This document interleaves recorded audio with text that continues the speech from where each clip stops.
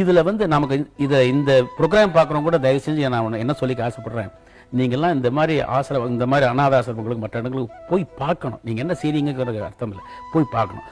பார்த்து உங்களுடைய பிறந்த நாள்னாக்க உங்களால் முடிஞ்சுன்னா அந்த குழந்தைகள் 15 குழந்தைகள் 50 குழந்தைகள் ஒரே ஒரு சாக்லேட் வாங்கி கொடுங்க, முடிஞ்சா வாங்கி கொடுங்க. இல்லைன்னா போய் பார்த்து கொஞ்சம் சந்தோஷம் ஒரு சாக்லேட், கொஞ்சம் சௌரியமாக இருக்கிறவங்க ஒரு ஸ்வீட் காரம் காஃபி வாங்கி கொடுங்க. இல்லை ரொம்ப சௌரியமாக இருக்கும் ஒரு வேளை சாப்பாடு போடுங்க.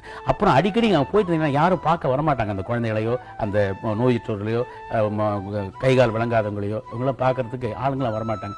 நம்மளாம் இப்போ அவங்களுக்கு போனோம்னா கொஞ்சம் ஒரு 1/2 மணி நேரம் 10 நிமிஷம் பேசிட்டு இருந்தோம்னா they will feel happy.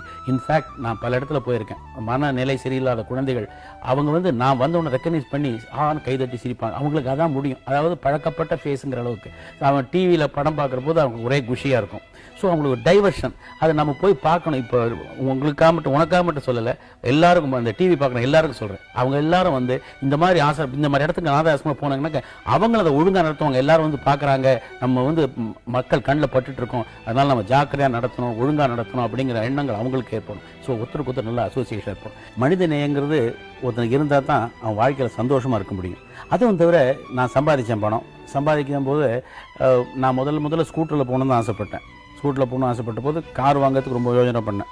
Car வாங்குற போது ஏவிஎம் படத்தில் இங்கிறது போது தான் காரே வாங்கினேன். நான் முதல் கார் அது பஞ்சு சார் என்ன சொன்னால், நான் ஸ்கூட்டரில் வந்துட்டு இருந்தேன். ஸ்கூட்டில் வந்து கார் வாங்கிக்கப்பா அப்படின்னாரு. எது முடியாது சார், நான் கார் வச்சுக்கிற அளவுக்கு வருவேன்னு தெரியாது, இப்போ scooter I can maintain. Okay sir. அவனை நீ செத்தா பரவாயில்லப்பா, உன்னை வச்சு நான் 10 ப்ரொடியூசர் செத்துப்போம், அதுக்கு அவனுக்காக நான் சொல்கிறேன். அதாவது நான் படங்கள் நடிச்சிட்டு இருக்கேன், புதுக்குன்னு ஏதாவது ஆயிடுச்சுன்னு சொன்னாங்க அந்த ப்ரொடியூசர்ஸ்லாம் அவசப்படுவாங்க. அவங்க பல லட்சங்கள் அதில் முடைக்கிறாங்க இல்லையா. அதுக்கு அப்போ அவர் பஞ்சு சார் போது ஃபோர்ஸாக தான் சொல்லுவார். அவர் சொல்கிற வார்த்தைகள்லாம் நல்லதுக்கு தான் சொல்லுவார்.